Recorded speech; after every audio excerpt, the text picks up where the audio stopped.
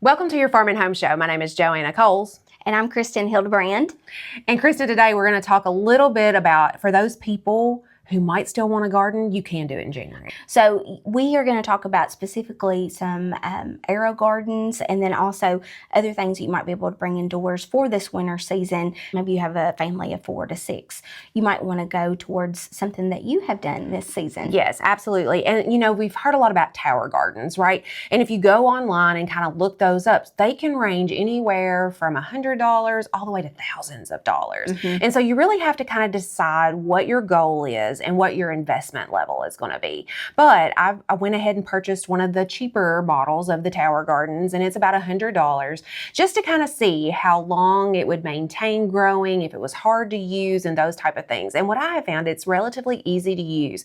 And so what you need to figure out is what you want to grow. What does your family eat? And so I wanted to start with something easy like lettuce and herbs. Mm-hmm. And so we just take these little cubes, okay? And they're just like a little foam cube. And I took the lettuce or herb seeds or whatever you have. You want to get something shallow like this tray, and you want to fill it with your nutrients in there. And you buy the nutrients, it's nutrient A and nutrient B, and you just follow the label directions depending on your growth stage of your plants. But just to kind of get them started, we want to make sure that we put our pad in there, make sure to get your nutrient solution in there, and you want it just about to the point where you're going to plant your seeds. Gotcha. Okay, and so we drop a couple seeds in each one of these little reservoirs here, and then we put it in here.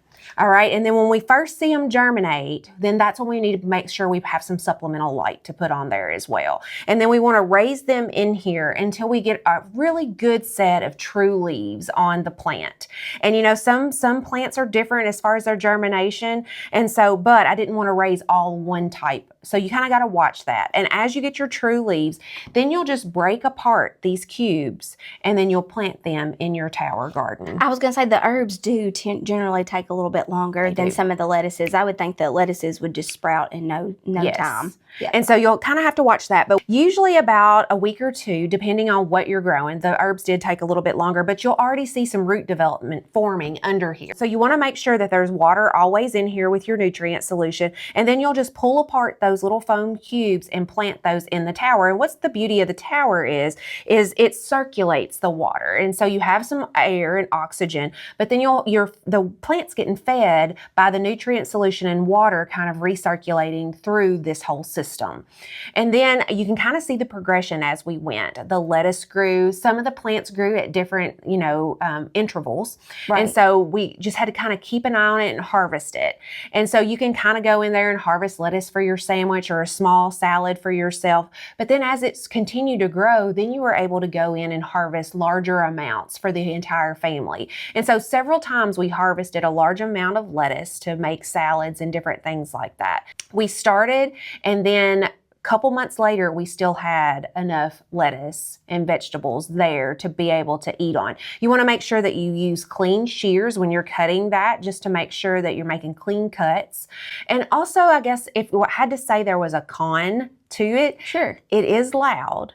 And so it's kind of, I thought that waterfall would be a very soothing sound. And I think for me it is. Some parts of my family would not agree. They think it's a really loud sound in there. So it's not something that you're going to want to in your living room with trying to watch TV or something like that. The other reason you might not want it in your living room is because of the light. So you do have to provide some light for these cheaper tower gardens. They don't come with their whole light system. And so you want to provide light. And the ones that I have kind of rotated around, but you need to rotate the tower garden because the ones in the back didn't grow as well.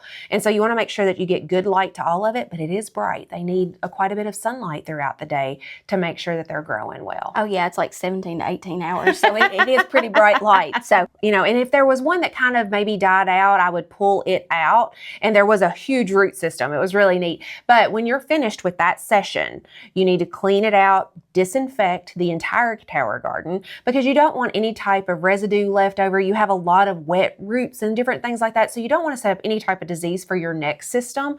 And so you want to make sure that you clean it out really well, disinfect it before you start your next round of lettuce or tomatoes or whatever you want to grow. Just know that you have to supply the nutrient levels at the different stages of growth. And so if you have tomatoes and lettuce and herbs all in the same garden, you have to really pay attention to your pH and your nutrient levels with that. And thanks for watching the Farm and Home Show. We'll see you again next time.